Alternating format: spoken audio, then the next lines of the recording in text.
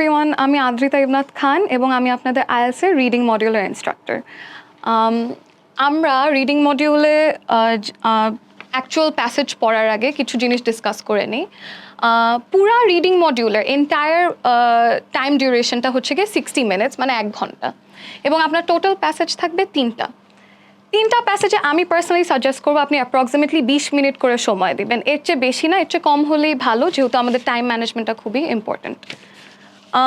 এরপর আমি কিছু স্ট্র্যাটেজিস শেয়ার করতে চাই আপনাদের সাথে, যেগুলো আমাকে পার্সোনালি অনেক হেল্প করেছে এবং আমার চেনা জানা অনেকেই একই স্ট্র্যাটেজিসে এক্সাম দিয়েছে এবং তারাও অনেক ভালো ব্যান্ডই পেয়েছে ওভারঅল। প্রথম স্ট্র্যাটেজি হচ্ছে গিয়ে আমাদের সবসময় কোয়েশ্চেনটা আগে পড়তে হবে প্যাসেজ পড়ার আগে। আইডিয়ালি প্যাসেজটা আগে পড়া বেটার, কিন্তু প্যাসেজটা আগে পড়ার মতো সময় আমাদের নেই, যেহেতু আমাদের 3টা প্যাসেজ থাকবে টোটাল, এবং 3টা প্যাসেজ ভালোই বড় বড়। আর আপনি যদি 20 মিনিট করে সময় দিতে চান তাহলে আপনি কোয়েশ্চেনটা আগে পড়বেন, কোয়েশ্চেনটা পড়ার পর আপনি প্যাসেজটা পড়বেন। এই প্যাসেজ এই যে এখানে লেখা আছে, প্যাসেজটা পড়ার জন্য বেশি সময় নেওয়া যাবে না, ম্যাক্সিমাম 3 মিনিট। 3 মিনিটের মধ্যে আপনি প্যাসেজটা পড়বেন এবং কোয়েশ্চেনে কিছু কিওয়ার্ডস থাকবে, সেই কিওয়ার্ডগুলো আপনি প্যাসেজে খোঁজার ট্রাই করবেন। কিছু ইন্ডিকেটর, সেই ইন্ডিকেটর নাম হতে পারে, ডেট হতে পারে, কোনো জায়গার নাম হতে পারে, কোনো একটা আনইউজুয়াল টার্ম হতে পারে যেটা আপনি হয়তোবা চিনেন না, আপনি সেই ওয়ার্ডটার সাথে ফ্যামিলিয়ার না, কিন্তু ওটা আপনি পেয়ে গিয়েছেন আপনার কোয়েশ্চেনে।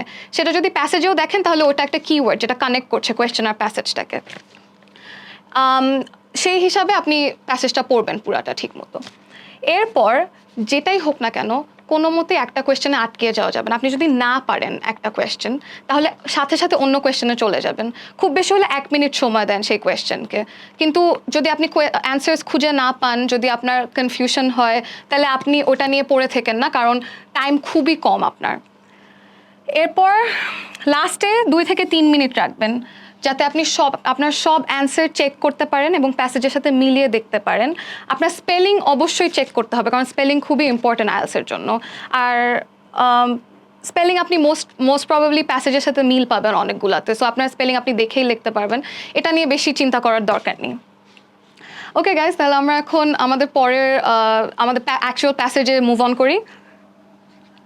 রিডিং প্যাসেজ 1, আজকে আমরা রিডিং প্যাসেজ 1 করব। আজকে আমরা পড়ব দ্য ডেড সি স্ক্রোলস। এটা আমাদের কেমব্রিজ IELTS 17 একাডেমিক 17 বুকটা থেকে নেওয়া, এবং এটা টেস্ট নাম্বার 2। প্রথমে আমি যেটা বলেছি, আমার স্ট্র্যাটেজি অনুযায়ী আমি প্যাসেজটা আগে পড়বো না, আমি কোয়েশ্চেন্সগুলো আগে পড়বো। কোয়েশ্চেন্সগুলো গিয়ে দেখলাম যে আমাদের এখানে ইনফরমেশন ফিল আপ করতে হবে, এখানে গ্যাপস আছে এবং এখানে আমাদের ইনফরমেশন প্রোভাইড করতে হবে প্যাসেজ থেকে। তো এখানে যেমন আমাদের দেওয়া আছে একটা কুমরান 1946 or 47। কুমরান হচ্ছে কি একটা জায়গার নাম, আমরা যা দেখতে পারি। 3 Bedouin teenagers were tending their goats and sheep near the ancient settlement of Qumran। এটা একটা সিভিলাইজেশন, একটা জায়গার নাম। আমরা গিয়ে এখন পরের স্লাইডে গিয়ে দেখতে পারি যে আমাদের একটা ইনফরমেশন অলরেডি প্রোভাইড করা। 3 Bedouin shepherds in their teens were near an opening on side of cliff। এটা আমাদের দেওয়া আছে, এটা আমাদের কিছু করতে হবে না। পরেরটা থেকে শুরু করি। Heard a noise of breaking when one teenager threw a dash। এখন আমরা গিয়ে দেখি যে এখানে আমাদের কি চাচ্ছে, এখনই দেখতে হবে না, আপনি আগে পুরাটা পড়ে নেন। Teenagers went into the dash and found a number of containers। কন্টেইনার্সটা মাথায় রাখেন, made of dash। Date from আবার স্ক্রোলস। এখন আমরা আরেকটা টপিকে চলে আসছি, সেটা হচ্ছে স্ক্রোলস। স্ক্রোলসের ক্ষেত্রে ডেট একটা অলরেডি ইনফরমেশন দেওয়া আছে, 150 BC থেকে 70 CE। পরের ইনফরমেশনটা আপনার ফিল আপ করতে হবে। Thought to have been written by group of people known as the dash। Group of people, এটা মনে রাখেন। Written mainly in the dash language। কি ল্যাঙ্গুয়েজে লেখা সেটা মাথায় রাখতে হবে। আমরা স্ক্রোলস নিয়ে কথা বলছি। স্ক্রোলস হচ্ছে গিয়ে আপনাদের scriptures। Most are on religious topics written using ink on parchment or papyrus। আমরা এই ইনফরমেশন গ্যাপ থেকে শুরু করি। ফার্স্টে দেওয়া 3 Bedouin shepherds in their teens were near an opening on side of cliff। আমি বলেছি এটা অলরেডি আমাদের ইনফরমেশন দেওয়া আছে, তাও আমরা দেখে নিই যে প্যাসেজে এটা কোথায় দেওয়া। 3 Bedouin teenagers were tending their goats and sheep near the ancient settlement of Qumran located in the northwest shore of the Dead Sea in what is now known as the West Bank. One of these young shepherds tossed a rock into an opening on the side of a cliff. আপনি এখন কোয়েশ্চেনটা পড়ে দেখেন যে এটা মিলে নাকি।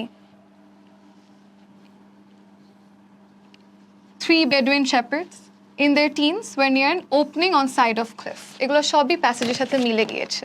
এভাবেই আপনার মিলিয়ে প্যাসেজের সাথে আপনার বাকি ইনফরমেশন গ্যাপগুলো ফিল আপ করতে হবে। এখন আমরা এটাতে যাই। Heard a noise of breaking when one teenager threw a dash. এখানে কি বসতে পারে? আমরা আবার আমাদের স্লাইডে যাই।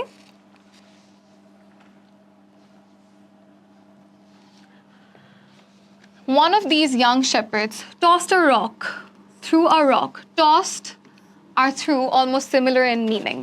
So এইভাবে আপনাকে কনফিউজ করতে পারে, আপনাকে একই ওয়ার্ড দিবে না কোয়েশ্চেনের সাথে প্যাসেজের, আপনার এটা সেটা বুঝে নিতে হবে প্রত্যেকটা। আপনি চাইলে বাংলাতে ট্রান্সলেট মাথায় বাংলাতে ট্রান্সলেট করতে পারেন আপনি মেন্টালি, অথবা আপনি নোটস নিতে পারেন, বাট এইভাবে আপনি আপনার মিলাতে হবে যে কি বলতে চাচ্ছে। সো টসড আ রক, হোয়াট, তাহলে কি থ্রো করলো? রক। এখানে আমরা রকটা লিখে দিই। আপনি যদি অ্যান্সার পেয়ে যান তাহলে সাথে সাথে লিখে দিন, কারণ আপনি এখন বাংলাদেশে একাডেমিক আইএলটিএস সব জায়গাতেই কম্পিউটার বেসড হয়ে গিয়েছে, তাই আপনি কোনো মার্ক করতে পারবেন না, কিছুই করতে পারবেন না। সো আপনার সাথে সাথে অ্যান্সারটা লিখে দিতে হবে, নাহলে আপনি হারিয়ে ফেলবেন আবার অ্যান্সারটা। এরপর teenagers went into the dash and found a number of containers made of dash. Teenagers went into মানে টিনেজার্সটা কোথাও একটা ঢুকলো এবং ওখানে কিছু সংখ্যক কন্টেনার পেলো যেটা একটা স্পেসিফিক মেটেরিয়াল দিয়ে তৈরি। এখন আমরা আবার প্যাসেজে গিয়ে সার্চ করব যে কি কোথায় টিনেজাররা ঢুকলো এবং কোন মেটেরিয়াল দিয়ে যে কন্টেনারগুলো ওরা পেয়েছে সেটা কোন মেটেরিয়াল দিয়ে তৈরি।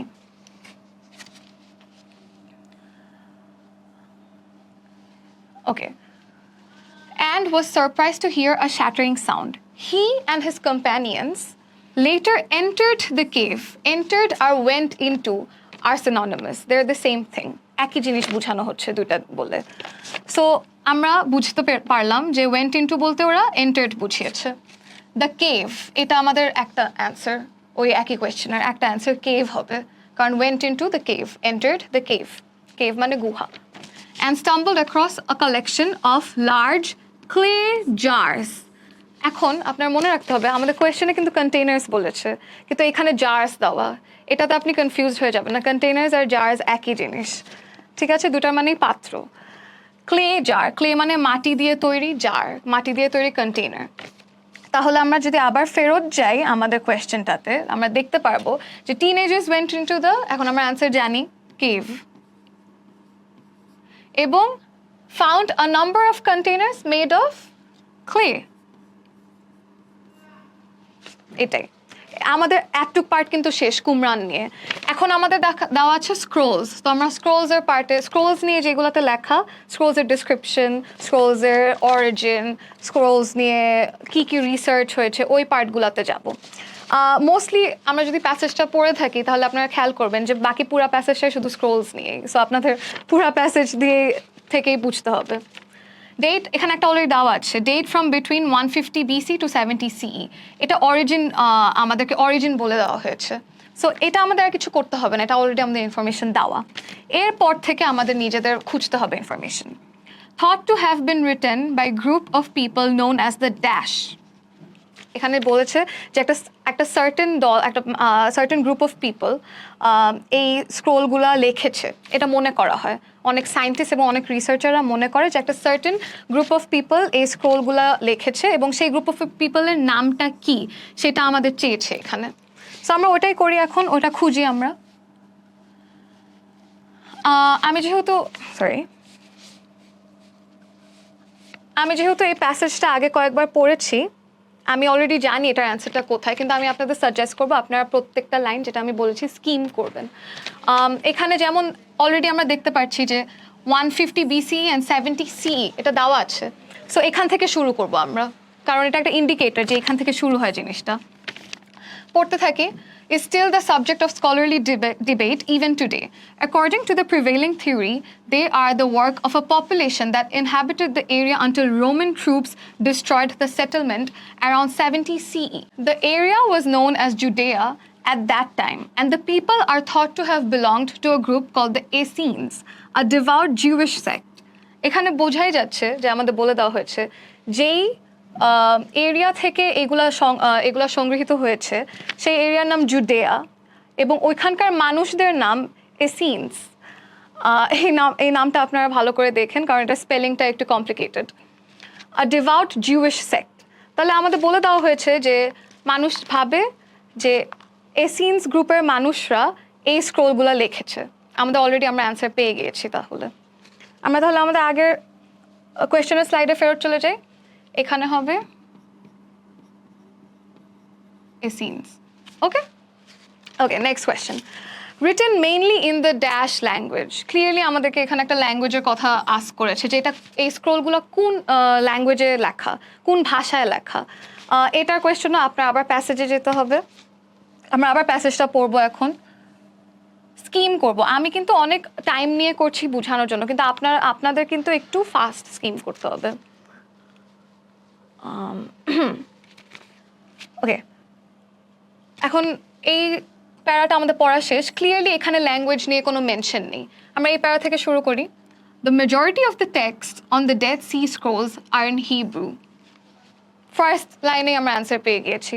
মেজরিটি টেক্সট মানে মেইনলি লেখা, মেজরিটি মেইনলি সেম থিং। আপনাকে এইভাবে কনফিউজ করবে, আপনার প্যারাফ্রেজ করবে, আপনাকে প্রত্যেকটা সেন্টেন্স এইভাবে জিজ্ঞেস করবে, আর আপনি কনফিউজ হবেন না কারণ আপনি টেক্সট পড়েই বুঝে যাবেন। It's very easy. The majority of the text on the Dead Sea scrolls are in Hebrew. So আমরা ল্যাঙ্গুয়েজে পেয়ে গেছি, কোন ল্যাঙ্গুয়েজে? Hebrew language. সো আমরা ওটাতে আবার ফেরত যাই and we are going to right Hebrew right here. লেখা শেষ। এর পরেরটাও এটা ওরা দিয়ে দিয়েছে, এটা আমাদের কিছু করার নেই, তাও পড়ি। Most are in religious topics written using ink on parchment or papyrus. That's it. এরপরে আমরা যদি যাই, আমাদের ওই কোয়েশ্চেনের পার্ট শেষ। এখন আমাদের ট্রু ফলস, এটা হচ্ছে আরেকটা section of our passage, reading passage 1। True ফলসটা একটু কমপ্লিকেটেড হতে পারে। ট্রু ফলসে 3টা অপশন থাকবে আপনাদের, true, false or not given. True মানে তো আপনি যেটা অলরেডি প্যাসেজে দেওয়া আছে এবং এটা একটা ফ্যাক্ট, এটা সত্যি, এটা প্যাসেজে অলরেডি মেনশন করা এবং এটা কোনোভাবে কন্ট্রাডিক্ট করে না প্যাসেজটাকে, বা প্যাসেজটা থেকে কোনোভাবেই ভিন্ন না। False on the other hand means মিথ্যা, মানে প্যাসেজে যে ইনফরমেশন আমাদের অলরেডি দেওয়া আছে সেই ইনফরমেশনকে কন্ট্রাডিক্ট করে বা সেই ইনফরমেশনকে বদলিয়ে দেয়, সেটা হচ্ছে গিয়ে ফলস। কিন্তু নট গিভেন হচ্ছে গিয়ে যখন এই যে কোয়েশ্চেনটা আছে সেই কোয়েশ্চেন নিয়ে কোনো ইনফরমেশনই নাই প্যাসেজে, এবং অনেকেই মাঝে মাঝে ফলস আর নট গিভেনকে কনফিউজ করে ফেলে। অনেকে যখন নট গিভেনের কোয়েশ্চেন দেওয়া থাকে মনে করে যে এটা কোনো একটা ট্রুথকে কন্ট্রাডিক্ট করছে প্যাসেজে, সো ওরা ফলস দিয়ে দেয়, কিন্তু সেটা ফলস হবে না, সেটা নট গিভেন হবে। আপনার যদি মনে হয় যে এই ইনফরমেশনটা প্যাসেজে নেই বা ক্লিয়ারলি নেই, সেটা নট গিভেন, এটা নিয়ে কনফিউজড হবেন না। ফলস হলে আপনার অলরেডি একটা স্টেটমেন্টকে সেটা মিথ্যা প্রমাণ, অলরেডি একটা দেওয়া স্টেটমেন্টকে প্যাসেজ অনুযায়ী মিথ্যা প্রমাণ করতে হবে। দুটা কিন্তু খুবই কমপ্লিটলি ডিফারেন্ট থিংস। ওকে, আমরা ফার্স্টটা শুরু করি। The Bedouin teenagers who found the scrolls were disappointed by how little money they received for them. এখন বেডুইন টিনেজার্স আমরা অলরেডি আমাদের আগের কোয়েশ্চেনের জন্য প্যাসেজে পড়ে এসেছি এবং আমরা জানি কোন প্যারাগ্রাফে এক্স্যাক্টলি বেডুইন টিনেজার্সদের কথা লেখা। সো আমরা ওই প্যারাগ্রাফে ফেরত যাব, কারণ প্যাসেজের অন্য কোনো প্যারাতে সেই বেডুইন টিনেজার্সদের কথা মেনশন করা নেই। আমরা যদি এখন ফেরত যাই তাহলে দেখতে পারবো এই ফার্স্ট প্যাসেজেই শুধু আমাদের বেডুইন টিনেজার্সদের কথা লেখা। সো আমরা ফার্স্ট প্যাসেজটাই পড়বো। এখানে আপনি যদি পুরা প্যাসেজটা পড়ে ফেলেন একবার, তাহলে আপনি দেখতে পারবেন যে কোথাও বেডুইন টিনেজার্সরা যে টাকাটা পেয়ে ডিসঅ্যাপয়েন্টেড হয়েছে এই কথা লেখা নেই। ওরা কি ফিল করেছে বা ওদের কি অনুভূতি হয়েছিল ওরা এই স্ক্রোলগুলো বিক্রি করে দেওয়ার পর, সেটার কোনো কথাই লেখা নেই।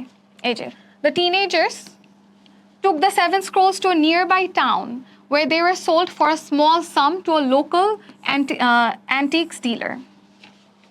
এখানে লেখা আছে যে ওরা একটা লোকাল ডিলারের কাছে এটা সেল করেছে, কিন্তু সেল করে ওরা কত টাকা পেয়েছে বা কত অ্যামাউন্টের টাকা পেয়েছে বা ওই টাকা পেয়ে ওরা খুশি হয়েছে না স্যাড হয়েছে এরকম কোনো কথা নেই, শুধু একটা সেন্টেন্স দেওয়া। সো এই ইনফরমেশনটা আপনারা বলেন কি হবে? Not given. সো আমরা এটা নট গিভেন লিখব।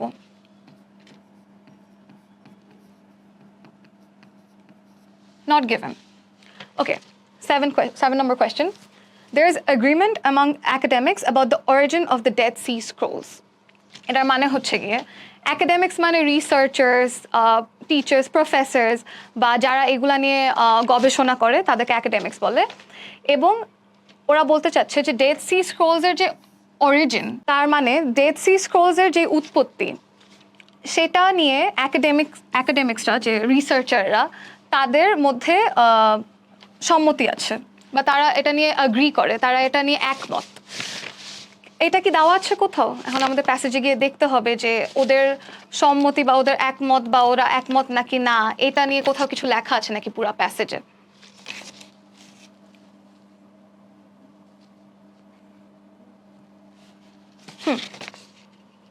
আমরা আগে দেখি যে কোথায় কোন ইসে লেখা, কোন প্যারাতে লেখা একাডেমিক আর ডেড সি স্ক্রোলের রিলেশনশিপ নিয়ে। যেমন আমরা এখন এইখানে যদি আমরা দেখি এখানে লেখা ডেড সি স্ক্রোলের ল্যাঙ্গুয়েজ এবং এটার সিভিলাইজেশনের ব্যাপার স্যাপার নিয়ে। এখানে এটা কোন বুক থেকে অরিজিনেট করে বা কোন বুক কের পার্ট এটা সেটা নিয়ে লেখা, এবং এই প্যারাগ্রাফে লেখা যে এটার অরিজিন কোথা থেকে। সো অরিজিন যেহেতু আমরা পেয়ে গিয়েছি তাহলে এই প্যারাতে হওয়ার কথা এটা। The origin of the Dead Sea scrolls which were written around 2000 years ago between 150 BCE and 70 CE is still the subject of scholarly debate even today. পেয়ে গিয়েছি। Still the subject of scholarly debate even today, মানে আজকেও এটা নিয়ে অনেক দ্বিমত রয়েছে। Scholarly debate, scholarly মানে একাডেমিক বা যারা অনেক পড়াশোনা করে তাদের মধ্যে এটা নিয়ে ডিসএগ্রিমেন্ট হওয়া, এটাকে বলে স্কলারলি ডিবেট। সো অবভিয়াসলি কোনো অ্যাগ্রিমেন্ট নেই, কেউ এটা নিয়ে একমত না। তাই আমরা আবার যাব এবং এখানে ফলস লিখব, কারণ এটা আমাদের প্যাসেজকে ডিরেক্টলি কন্ট্রাডিক্ট করছে বা আমাদের প্যাসেজের যে ট্রু স্টেটমেন্টটা সেটার ইনফরমেশনটা ভুল বলছে। Most of the books of the Bible written on the scrolls are incomplete. আমাদের কিওয়ার্ডস এখানে বাইবেল, তো আমরা বাইবেলের প্যারাতে যাই, স্ক্রোল এবং বাইবেলের কানেকশন দেখি বাইবেল কোথায় আছে। The Dead Sea Scrolls include the fourth para. The Dead Sea Scrolls include fragments from every book of the Old Testament of the Bible, except for the book of Esther, the only entire book of the Hebrew Bible presented among the manuscripts from Qumran is Isaiah. This copy is dated to the 1st century BCE. এখানে আমরা already পেয়ে গিয়েছি একটাই মাত্র entire বুক আছে বাইবেলের, সেটা হচ্ছে আইজাইয়া। মানে বাইবেলের একটা অংশই শুধু এখানে পুরাপুরি দেওয়া, বাকি সব কিন্তু ইনকমপ্লিট। তার মানে এটা ট্রু হবে, তার মানে এই স্টেটমেন্টটা আমাদের ট্রু, কারণ বাকি যেগুলো বুকস আছে বাইবেলের সেগুলো ডেড সি স্ক্রোলে পুরাপুরি দেওয়া নেই, শুধু আইজাইয়াটা পুরাপুরি দেওয়া আছে। So this is true. The information on the copper scroll is written in an unusual way.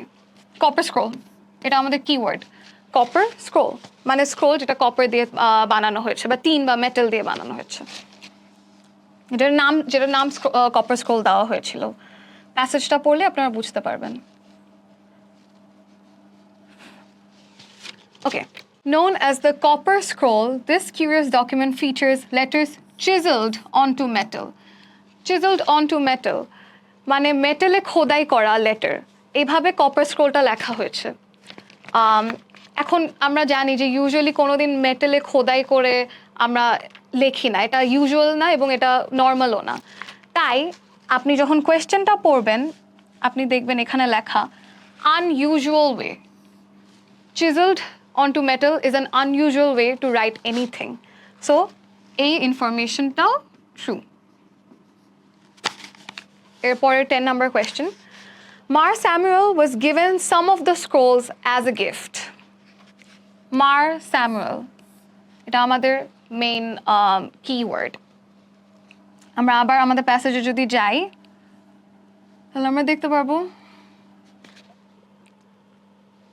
মার স্যামুয়েল কোথায় কোথায় কোথায় আপনারা স্কিম করেন ভালো করে এই যে এইখানে দেখেন some of the Dead Sea Scrolls have been on interesting journeys.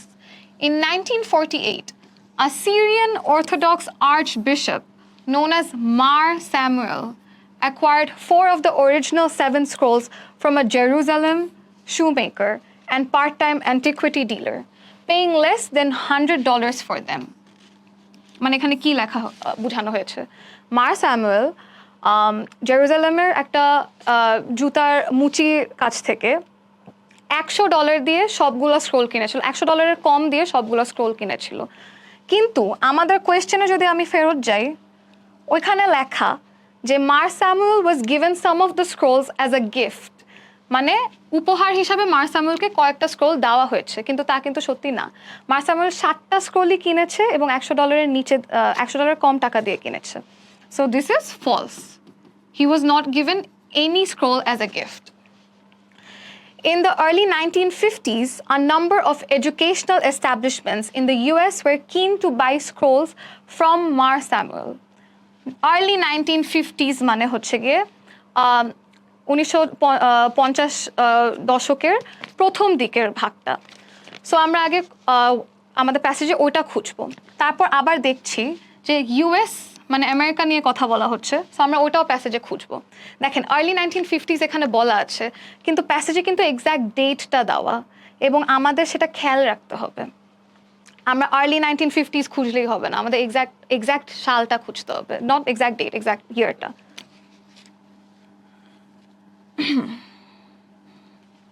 এখন আমরা যদি যাই এই যে একই প্যারাতে আপনি মার স্যামুয়েলের প্যারাতেই খুঁজবেন কারণ মার স্যামুয়েলকে নিয়ে একটা প্যারাতেই লেখা আছে শু মেকারের থেকেও কিনলো $100 নিচে দিয়ে $100 কম টাকা দিয়ে এই স্ক্রোলগুলা he then travelled to the United States US and unsuccessfully offered them to a number of universities including Yale.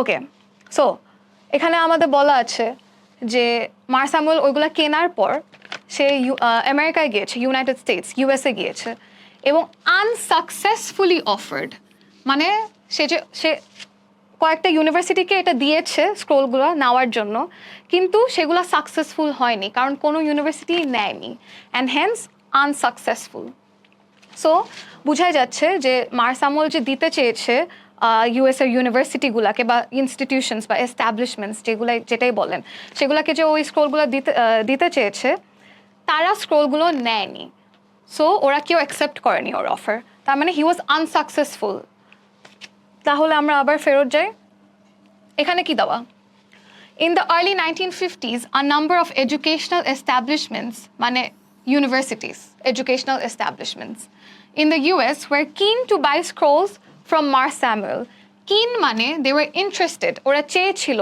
স্ক্রোলগুলো কিনতে কিন্তু সেটা সত্যি না কারণ ও স্ক্রোলগুলো অফার করার পরও কেউ তার থেকে স্ক্রোলগুলো নেয়নি আনসাকসেসফুলি সো এটা হবে ফলস কারণ ওরা বলেছে যে ওরা স্ক্রোলগুলো চেয়েছিল কিন্তু আসল প্যাসেজে আমরা জানি যে ওরা স্ক্রোল চায়নি কেউ নেয়নি ওর থেকে The scroll that was pieced together in 2017 contains information about annual occasions in the Qumran area 2,000 years ago.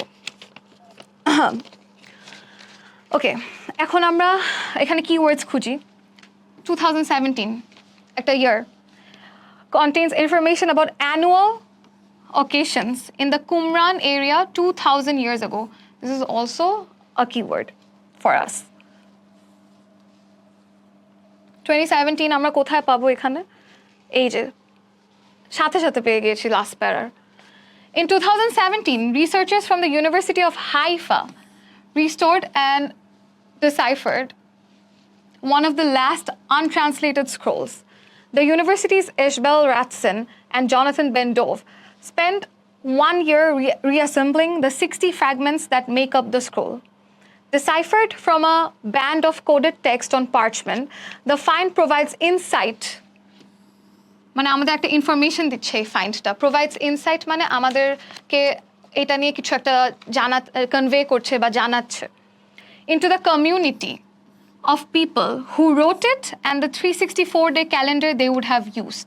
মানে এই স্ক্রোলগুলো আমরা ডিসাইফার করার পর এবং ট্রান্সলেট করার পর বুঝতে পারলাম যে এই স্ক্রোলগুলো আমাদেরকে একটা কমিউনিটি নিয়ে বলে, যারা যারা এটা লিখেছে, এই স্ক্রোলগুলো লিখেছে, এবং অলসো ওরা একটা 364-day ক্যালেন্ডার একটা 364-day ক্যালেন্ডার ইউজ করতো, যেটা নিয়েও আমরা জানতে পারি এই স্ক্রোলটা থেকেই। The scroll names celebrations that indicate shifts in seasons and details 2 yearly religious events known from another Dead Sea Scroll.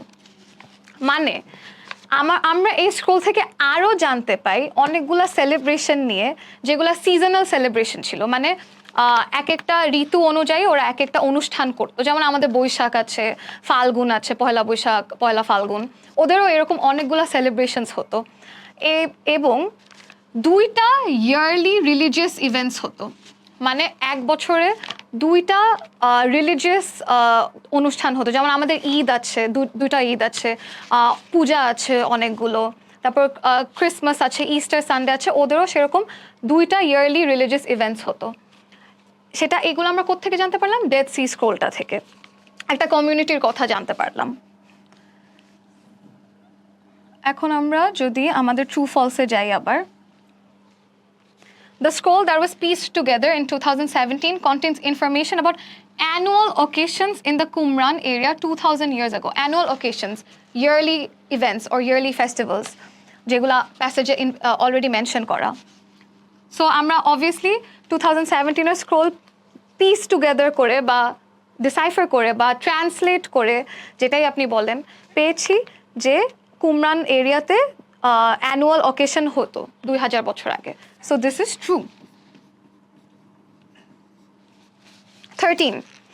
Academics at the University of Haifa are currently researching how to decipher the final scroll.